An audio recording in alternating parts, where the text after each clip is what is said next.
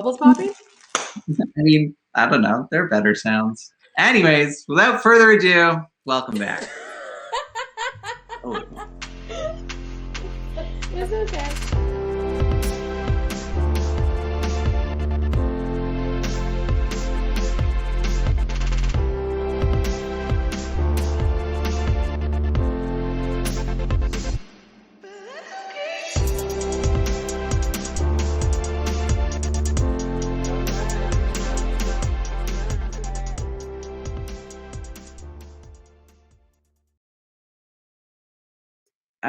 Okay, so real talk, what did you actually get? I got the case to the California Poppy Yellow case to my new gold iPhone. I got the Max, like yours. And this would have been useful literally 20 seconds ago while we were setting up when I dumped my coffee across my entire desk. But they're waterproof. Analogies waterproof, right? Yeah, we're gold. Yeah. How are you? Anyway, I'm good. I was going to say, welcome everyone. Thank you for joining us. And we're so excited to be back on another beautiful Tuesday. Happy belated Easter.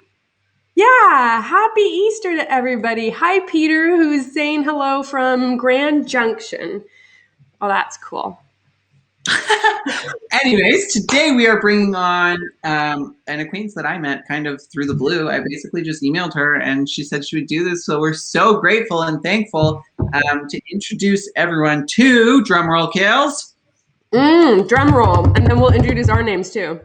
Oh, I forgot to do that. We always do that every episode. It's fine. Welcome, Jessica.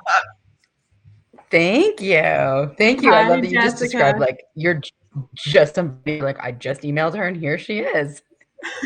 Hey, we'll take it. That's the way that that's how things run. That's the way things operate these days. And if people aren't with the program, just reaching out and emailing and connecting with people who are incredible to come on our show like this, then they're doing it wrong. Just start cold calling, I guess. Anyway, I'm Kaylee LeGrand, so you are also meeting me for the first time, and that's my way of also introducing myself to the audience since we skip our intro every time. We forget. Now that we go live, I never say that I'm Justin Van Lisa. So there you go. I just said it. And our podcast is We're Totally Not Okay. But that's okay. A podcast about the intersection between mass media culture and mental health. And hello, Pablo from Los Angeles. Not me. I'm not from Los Angeles. He said hello from Los Angeles. Toronto, you're fine. Yeah. Anyways, why don't you introduce yourself, Jessica? Tell our audience a little bit about who you are and what you do. I'm Jessica Schmiedchen. I work at the CBC, which is the Canadian Broadcasting Corporation for anyone who's not Canadian, and we're Canada's national public broadcaster. And I'm the director of development in unscripted content there, but I'm also now working from my home, mother of 2 teenage boys, and based in Toronto. Amazing. So tell us what exactly a director of development does for those of the people joining us who don't know the lingo of the biz. What does that actually job entail, and what are you responsible for directly? So I am the person that you talk to if you have an idea for a show at CBC that is unscripted. So if it has an actor in it or an actress in it, or it's news, or it's a straight up documentary, then it's not me. But if it's anything else, a factual show, reality show, some documentary series, content for our television schedule, and also for our streaming service, which is CBC Gem, I'm the person that you go to, and then I work in, tandem with a bigger team to set our strategy for our content and just try and find the best people to work with who have the best ideas that are going to bring the best entertainment to Canadians. Was that a conscious choice that you wanted to not work in scripted work? Oh yeah, I don't understand it at all. I feel very like no, not at all. It was a conscious choice to work in unscripted, but it was also a conscious choice to work in development. So the way that our process works is you work with me basically from pitch through to the point that maybe your show goes forward, gets greenlit, it's going to be a thing. That process could be years. And then I'm like the parent on like behind the bike, and I'm pushing the bike and I'm like, you can do it. And then the bike is going and then the kid is pedaling it off. And then I'm like, smell you later. Hope you don't fall down. If you do, I'm on to the next kid who's learning how to ride a bike. I was going to ask you because you're a parent as well, and it sounded like you were pulling in parenting techniques, but then you veered off. I'm not sure you also do that with your kid. Like, do you? Are you like, good luck, and you just wave and go back home and make dinner?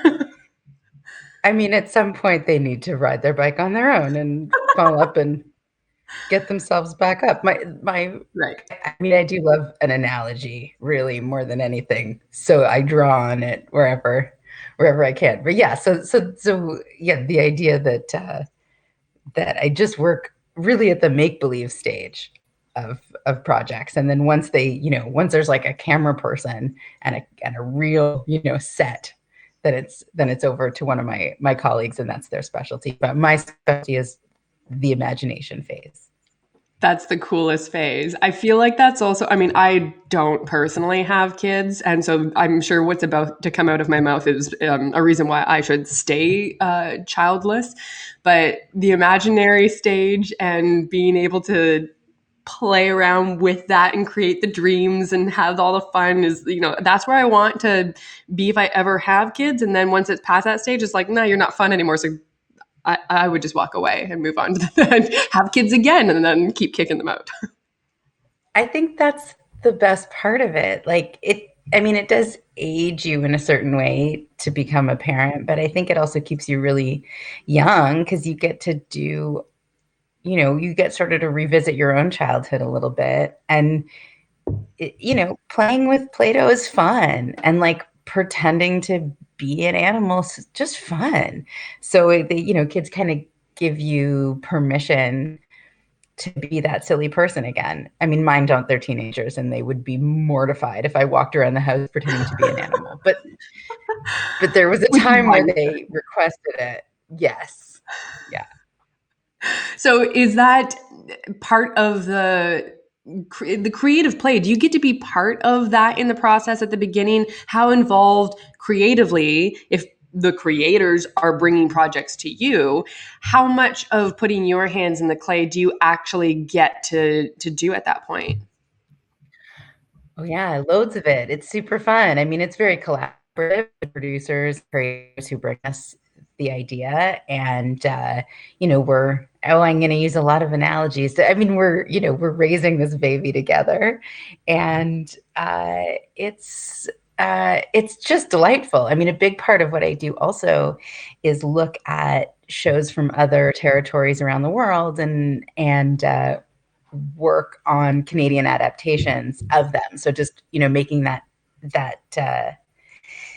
decision whether or not something that worked in Norway or Denmark or Australia or the UK or Israel would work well for a Canadian audience. And that part is so fun. So I watch a lot of German game shows and sit around with my colleagues in the Canadian production industry and just say, okay, if we were doing this for Canada, what would be different? Who would we cast?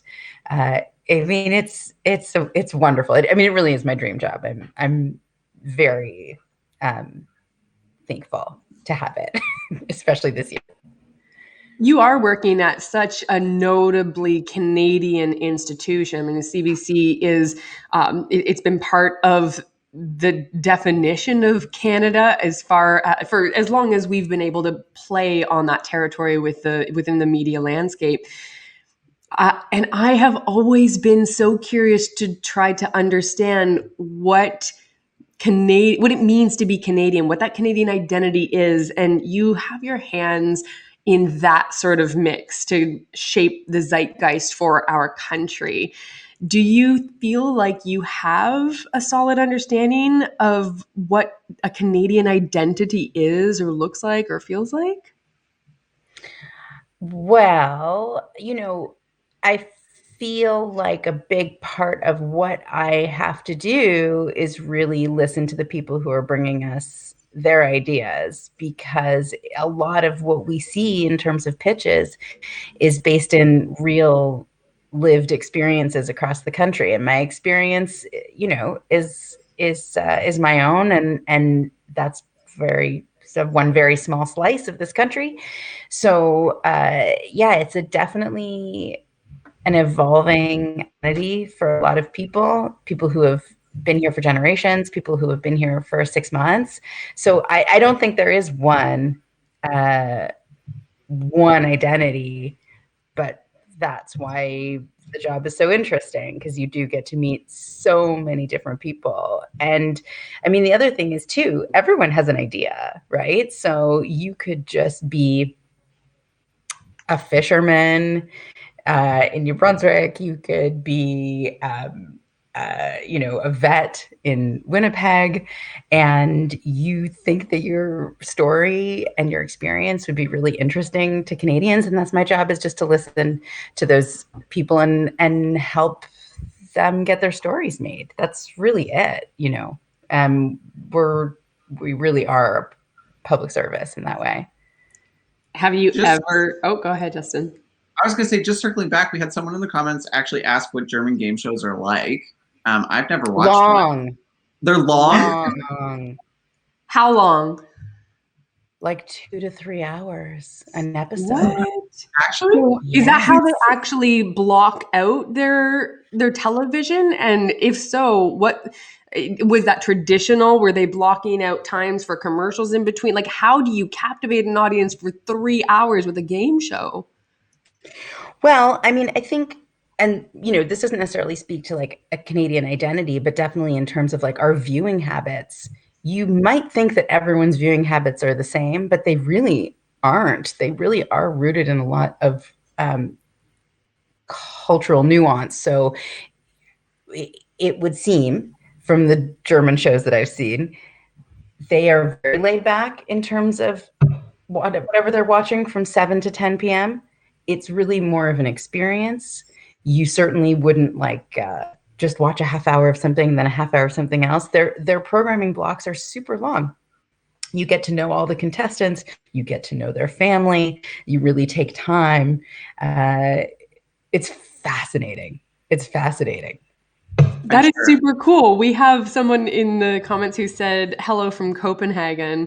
If anybody listening around the world is able to, like, do you watch game shows for 3 hours? If so, why? Are you following the narratives of the characters, of the contestants that you get? We have a Germans love quizzes. Oh, that's awesome. I have a bit of German in my blood, and I definitely love quizzes if I already know the answers. If I don't, then I get very hot flushed. But have you ever, as far as Canadian content goes, have you ever hit those moments where maybe you're not necessarily saying this doesn't fit with Canadian identity, especially if it is coming from a Canadian and it's coming from a real lived experience, but have you ever had to discount a pitch or reshape it or ask them to reshape it and come back to you because it didn't seem like it fit with the zeitgeist, or because it didn't feel Canadiana, maybe because it was a 3-hour game show and that's just never worked here?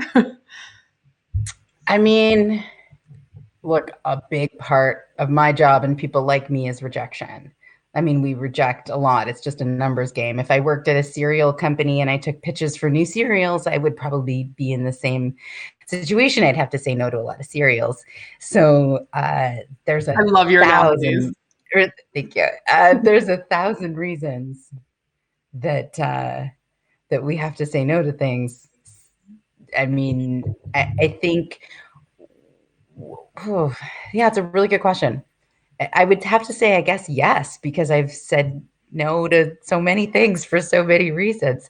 But, you know, I think we want to be authentic to what the current Canadian experience is. And that's very different for a lot of different people. So it's challenging, right, to find content that suits everybody all at once. But hopefully, because we have so many different outlets for content, there's something for everybody.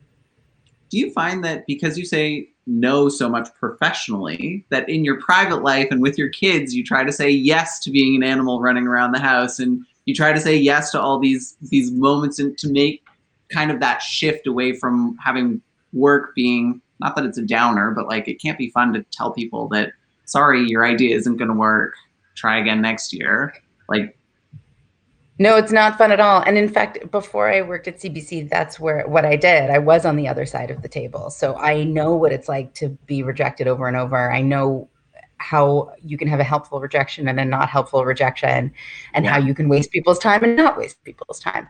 I think the way that it's bled into my personal life is that, you know, if one of my kids is telling me, well, I'm going to do a project on X, and then I think I'm going to make a poster that says this, I really have to stop myself from like giving notes and, you know, being critical, being like, I see. What if it was called this instead? And what if we asked this friend? And like that, at a very early age, my older son was like, look, I'm going to tell you something about my project, but I don't want to hear you say anything back.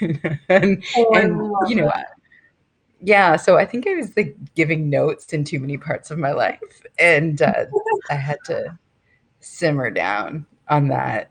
They didn't appreciate that, but they also pitched me at the dinner table, so that's a fun one.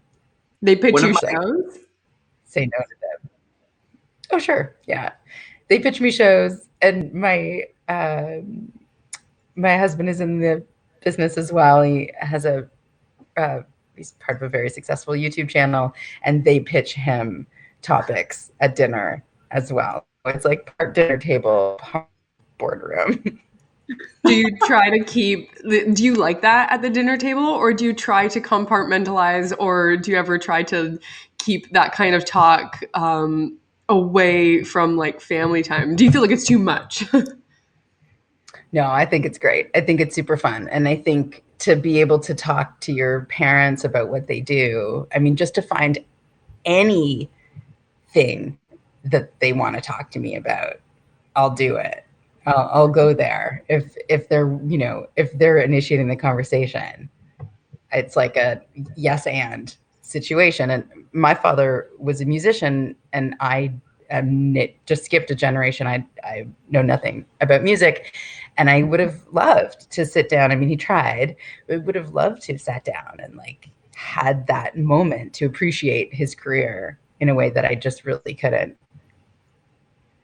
I used to work with an executive producer, and her favorite thing, she also did a lot of development, and her favorite thing to do is she would show sizzles to her like 10-year-old daughter. And if her 10-year-old daughter started texting during the sizzle, if she like made some kind of comment, like didn't understand something, it was immediately a no, like, sorry, we're going to pass on this. Like, you can't get my daughter's attention. This isn't happening. That's solid. Especially like being home this whole year. And I call them all the time. Okay, quick, come and I just want to show you something. What do you think? Would you watch this? You know, I mean, it's unrealistic to think that teenagers are going to like, you know, initiate live broadcast viewing. Right. Yeah. But I have like managed to brainwash them a little bit so that they, you know, they're CBC fans. But no, getting their opinion is amazing. And I think, you know, at home and more importantly, at work, you know, the more people we have around the table, the more opinions we have, the better. And I think, like, you know, there's that expression of like decision by committee that's used as in a negative way. Yeah. So you don't want like the whole. But I don't know. I just the opposite is like one person on a mountain saying like yes you, not you.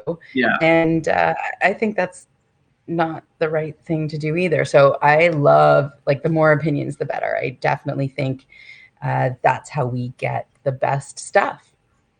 So how do you filter the value of those opinions though? Because if you have all these different opinions, like how do you say this is the way we're going when I'm sure you have an overwhelming people supporting it and an overwhelming amount of people going against it? Yeah, I mean, if I An had hour. perfected that, I I would have solved all the issues of this industry I'm in, and legacy media. But I think that lived experience overrides everything. And if if you are seeing yourself portrayed in that content, in that pitch, and you have thoughts about it one way or another, your opinion's worth more than mine if I haven't lived that experience. So it's really, like, it's a lot of listening and asking questions when you don't totally understand, and just taking the time to hear everybody out. I mean, that's it. That's the only way forward. Do you do any? I love the fact that you bring materials to your kids, especially because I think that's a beautiful way. Not even just the fact that we've been in a pandemic and we're all kind of stuck together, but and I think a lot of that is happening because we've been closed in and stuck together.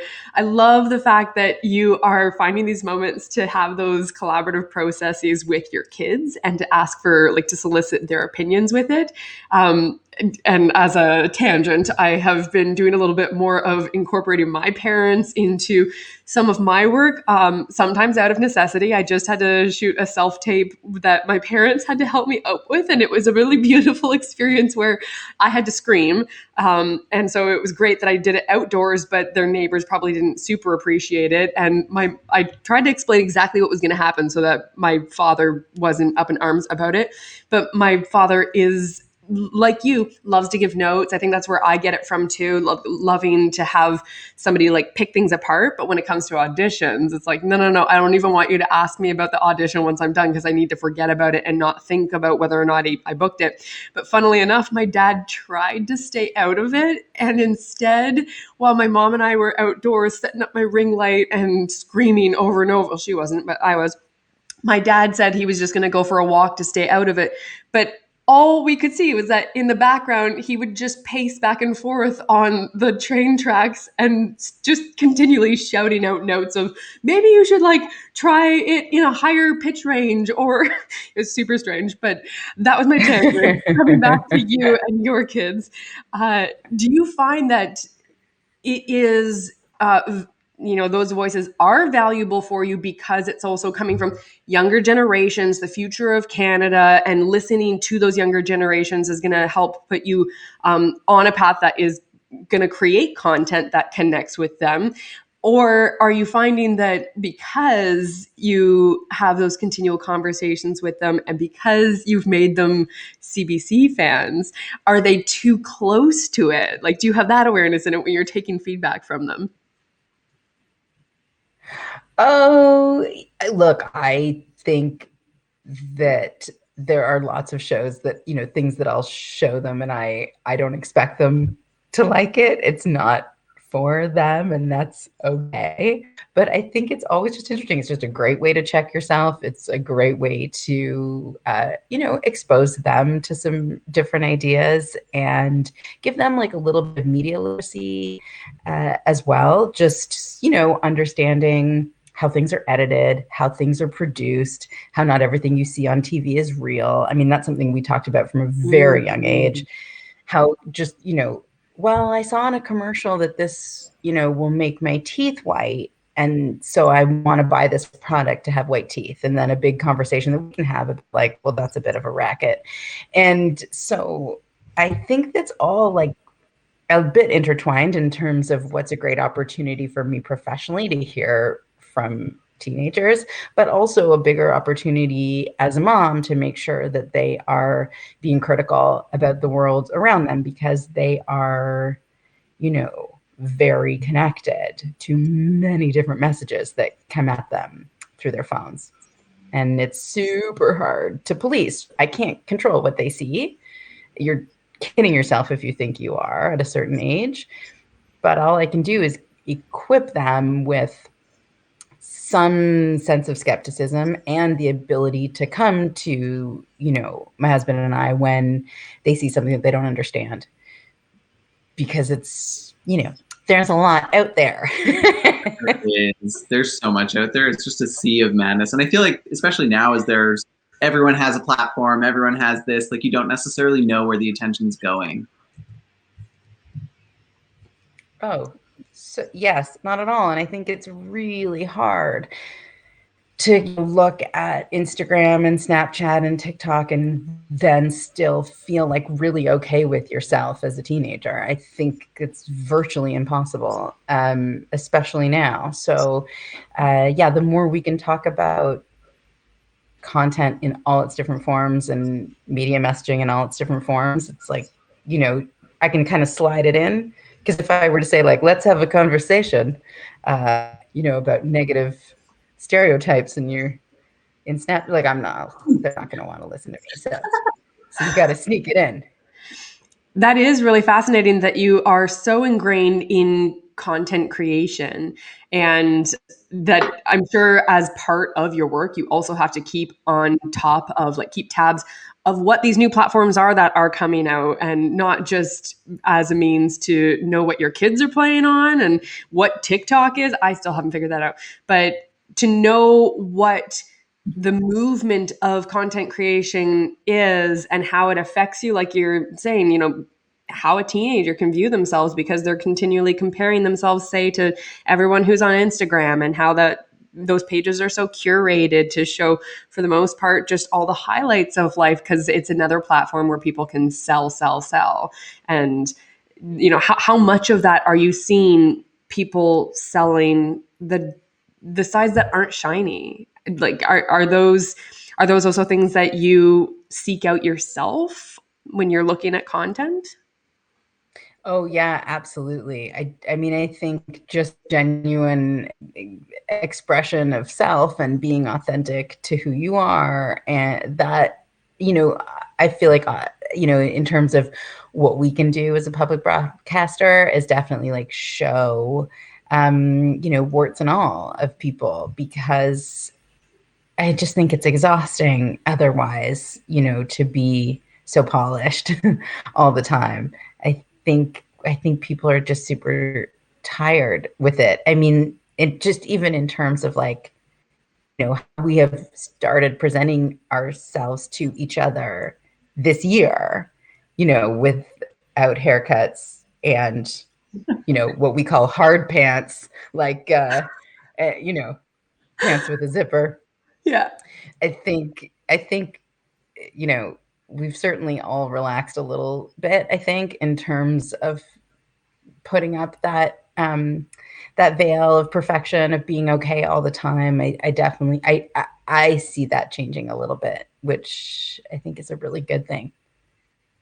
Do you do something for yourself as well? Not just being aware of the kind of content that you're putting out as a part of CBC, or the kind of content that you want to share with your children, but do you do something to completely step away, or some sort of, you know, safeguarding for your own mental health?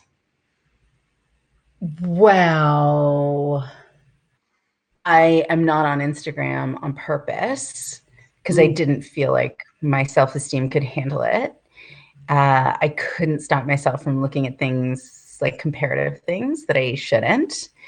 And I just try to, like, remind myself sometimes that none of it is real and just try and connect with my friends way more. Yeah, I've definitely felt like a disinterest in gloss and filters and perfection. I find it a little exhausting at this point. So I do find myself gravitating to things that are, yeah, just more real, which is generally real people that I know versus their Instagram account. I love that disinterested in gloss. Sorry, Justin. I just love that terminology, especially because I have, ever since I started wearing masks, I now put lipstick on underneath, usually for myself. Like, no one's gonna see it, so I don't even. It ruins the masks, and I have to wash them so much more regularly. But the fact that you said you're disinterested in gloss is an attractive notion, and it does make me want to like get off all social media at times. I don't think I can completely disconnect because I still really enjoy like this platform and this podcast and the other platforms that I'm on absolutely serve to, you know, connect us with people like you who are coming on here. But I do understand the idea of, or maybe I'm a little too obsessed with the idea of reality and how I'm aware that none of that is real. But you said that you started to connect a lot more with your friends. Has there been a shift over the past year? You know, do you talk more on the phone? Are you using FaceTime more? What's that shift been like for you? So I'm always the girl who like will remember your birthday, and I will remind other people that it's your birthday, and I will organize the flower delivery for your birthday. And that's me, and it's always been me. I'm the cruise director amongst my friends, and that's great. But I have noticed this year that I don't have to be the cruise director as much anymore. I feel my friends definitely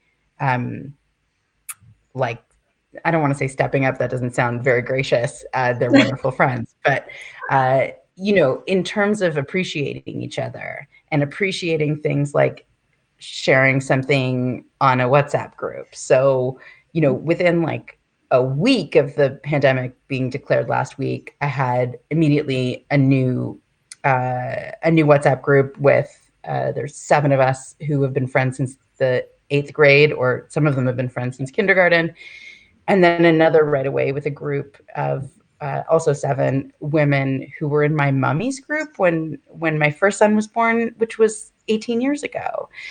And those groups and the sharing of good news and bad news, and because we can't see each other, it's been a real lifeline. You know, just the idea that you are not alone, that you are supported is like, you can't, you know, you can't put a price on that. That's the best thing there is. So yeah, I definitely think there's more contact with people because we're desperate for it. That's amazing, though. It's not a bad thing to actually find that connection in different ways. And I also have given up on social media for a while now. And the one thing that I've noticed that it has done to my life is I get to hear stories that like normally I would just like see a photo on Instagram and be like, okay, like that's it. But now it's more where you get into this phase of like, if I call Kaylee and I'm like, what did you do this weekend? She'll go, oh, right. Like you didn't see that. You don't have Instagram. Like here are all the things that I did. This is what was super exciting. And you actually tend to build, I find, closer relationships with people, which is something that I've really appreciated since leaving platforms as well. But it sounds like you have that in common. Yeah, and I think also because we've been spending, I mean, I've really upped my consumption of books and shows and podcasts. And so to be able to, you know, one of my close friends lives in Brussels or outside Brussels, and to be able to connect with something that we both watched or listened to or read, it's, I mean, honestly, not something we really would have done before. So that part of it feels really great. I joined my first book club like a month before this all went down. And, you know, it's just nice. It's just nice to have, I mean, they're mostly, they are all women. So, you know, it's nice to have like a support group of women at a certain point in your life where you're all supporting each other through a myriad of stuff that happens. Wait for it, in your mid-40s. I'm already there. I know you have a hard out coming up, but before we get to our final games, I just wanted to ask you what your favorite project that you took from conception to green light was. If you could tell us a little bit about that. I know you may not be able to if it hasn't happened yet, but if there's like one thing you're super proud of or one thing that you've done that like is absolutely amazing that you want to share, we want to hear it. Asking me to pick my favorite child. I will. I'll just tell you one. Well, I'll tell you one because it's just an interesting insight into how things work. There's a show that premiered in Holland like 15, 16 years ago, long time ago, called Hello, Goodbye, right? Premise is super simple. hi, who are you waiting for at the airport? Who are the flowers for? Tell me the story. They're going to show in, you're going to hug. That's the end of that. And also, who are you saying goodbye to? Okay, you're saying goodbye, smooch, gone. Was it short It's form what we've content? all, no, it was a half-hour episode. Okay. And I was going to say in Germany it was 3 hours, but that's not true. I don't know how long. It's half an hour, and it's just a host going and talking to people and asking the questions you've always wanted to ask at the airport, right? You see somebody with like balloons and you're like, who are you waiting for? And then when you see people crying and saying goodbye, you want to know, like, where are you going? What's your story? Yeah. So it debuted in Holland. I'm going to say maybe like 2005. And right away, so I wasn't working at CBC. I was working in the independent community, and one of my colleagues noticed it and started this incredibly long process of trying to bring Hello Goodbye to Canada. And ultimately, it took about 10 years of different companies tried it. They cast different hosts. It was a super hard thing to do. And you get permission from the airport, blah, blah, blah, blah. So it really was about 10 years from the first time that I heard about the show to when it got on the air, when I was at CBC and part of the team who brought it to air. And I think that show was just like a real labor of love because it's so simple on the surface. You're just asking people a couple questions about themselves, but people really, it was a beautiful way to get into the Canadian identity, the Canadian experience, the human experience, love and loss and connection. And it was very special. So I think I would pick Hello Goodbye. Is that a show that you did recently, like within the past couple of years? It's been off the air. Well, it's still, I think, in repeats, but it's been off the air, I'm going to say, for 2 seasons. I can't quite remember. Yeah, I mean, I think some of it's still on YouTube. It sounds familiar to a show that another friend worked on. I don't know if there were multiple shows shooting at Pearson Airport at the time, but I had a friend who worked on a similar show, and now I'm wondering if you know Amanda Van Hel. I don't. Okay. I don't. Maybe there were more. But that's one of those shows. Like once they were off to the races and shooting, I took a back seat. So she may have been on the crew, and we never met. Okay. Well, it's also a question that, like, I used to be a flight attendant, so especially in Pearson Airport or any airport really, but like especially in Pearson, you'd continually have somebody like, "Oh, my cousin is a flight attendant. Do you know so and so?" And of course, I don't, because the base alone at Toronto had over like 15,000 flight attendants. So it was my karma now asking somebody else if they knew somebody like that. I get that all the time. Yeah, it was special. It was special to be able, a lot of the people that we interviewed, talking about their stories, never had any other platform to do that. So it felt really cool to be able to be part of bringing those stories to TV. It was a good one. In Famous, you should do it. I feel like COVID times, get your next season going, because that would be even more fascinating. Where the hell are you going that is worth potentially getting ill? That'd be a completely different show. Right? Yeah. There you go. Anyways, I know you have a hard timeline, so let's get on with our 2 Truths and a Lie, which is a game we like to play with every guest just to see what comes out of the blue. And anyone who's watching live, get ready to feel free to jump in and give your guesses. But Jessica, you said that you had your 2 Truths and a Lie ready for us. We are ready for them. I do have them. I will read them out. Okay. First, when I was a kid, I was obsessed with John Ritter, the actor from Three's Company, and I got to meet him when I was in my 20s. Is that all 2? one? That was all That's one. one. Okay. You got to meet him in Love your 20s. John Ritter. You were obsessed with him. Loved John Ritter, was super obsessed, and got to meet him. Okay. Number 2, when I was a kid, I was super obsessed with Greece after seeing the movie Shirley Valentine. And so I moved there for a period of time in my 30s. Okay. Number 2, Number 3 is when I was a kid, I was obsessed with having a platinum pixie cut. And so I cut and bleached my hair when I was in my 40s. So basically, did I meet John Ritter in my 20s, or did I move to Greece in my 30s, or did I bleach this hair and cut it off in my...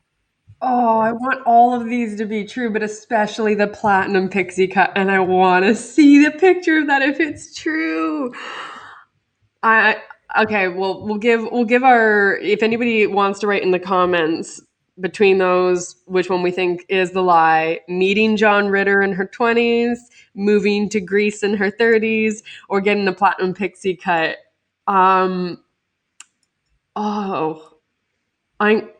I think I have my pick. Justin, do you have your pick? Go with your pick.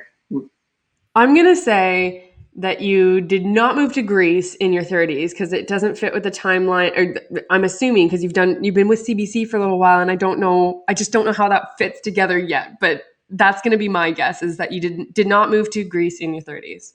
See, I was going to say she did move to Greece in her 30s because she has such a close eye on European content. I just really don't want it to be the platinum pixie cut because I really want to see that. I think the pixie cut is the lie, because I feel like if you're going to dye your hair, it's not, if you're going to do a dramatic appearance change, it's not going to be in your 40s.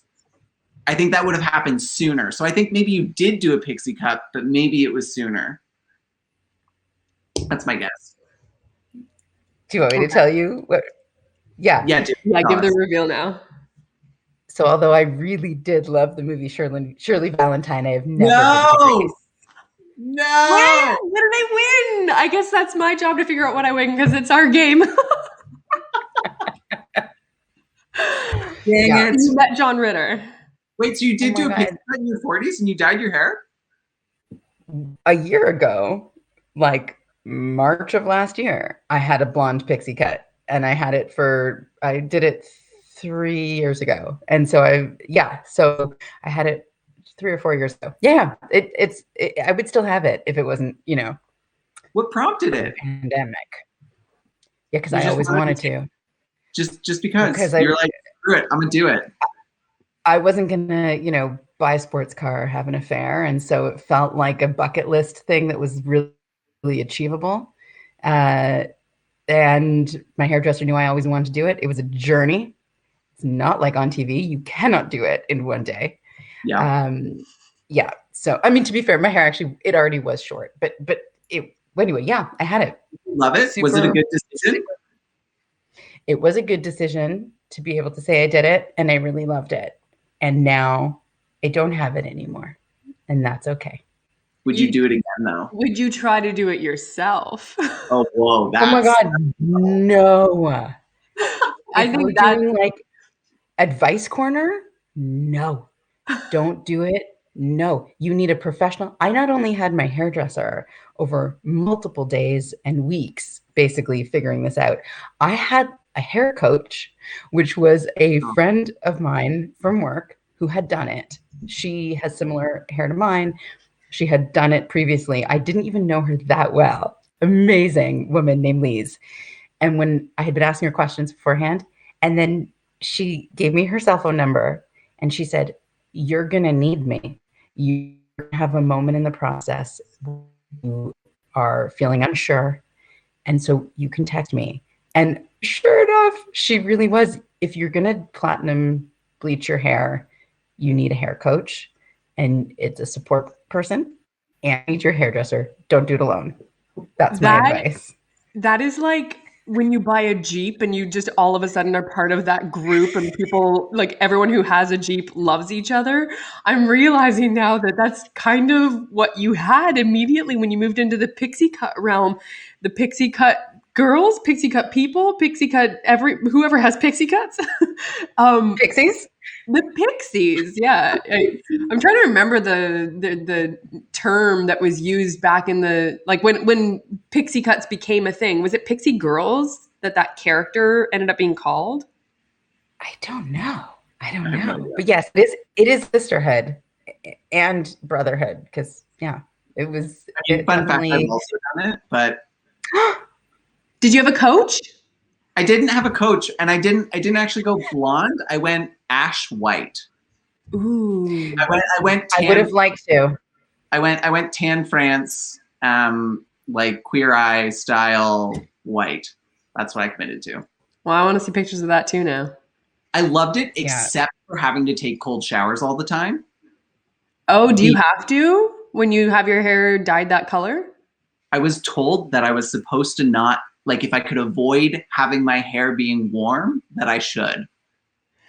Okay, well, that's off my bucket Nobody list. told me that.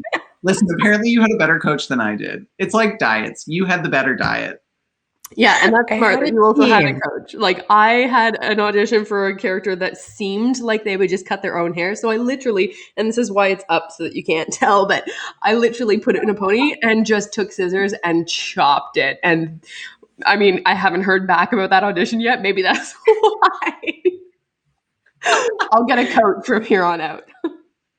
That's Anyways, funny. we're just about at time. So, Jessica, before you head out, do you want to share your one cool thing, which is something that Kaylee makes us always do, and I really suck at?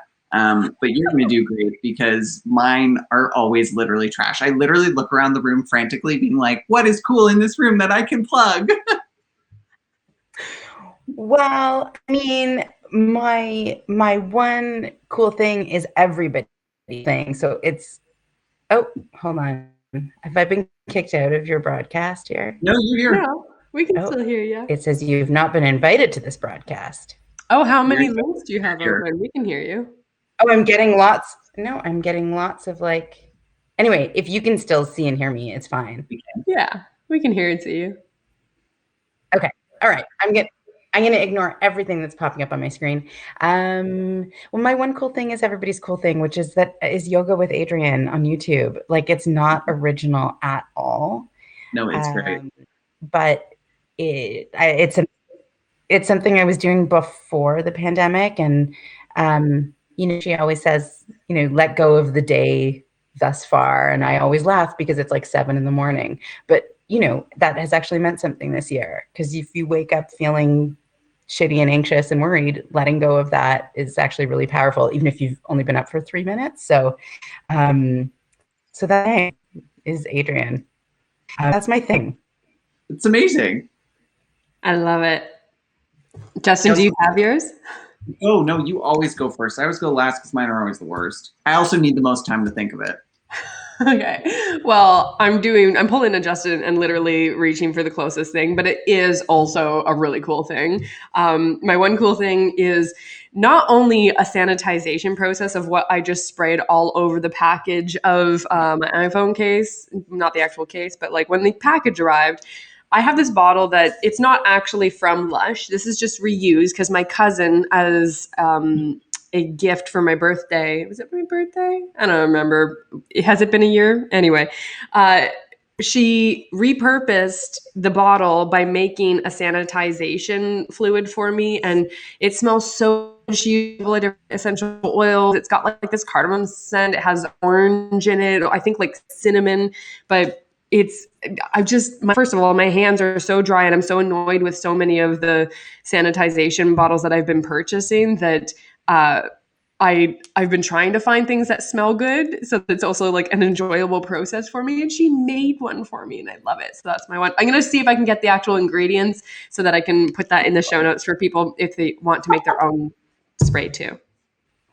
And my one cool thing is emailing strangers on the internet and inviting them onto podcasts or inviting to chat with you, because that's what happened with Jessica and I, and it has been an absolute pleasure.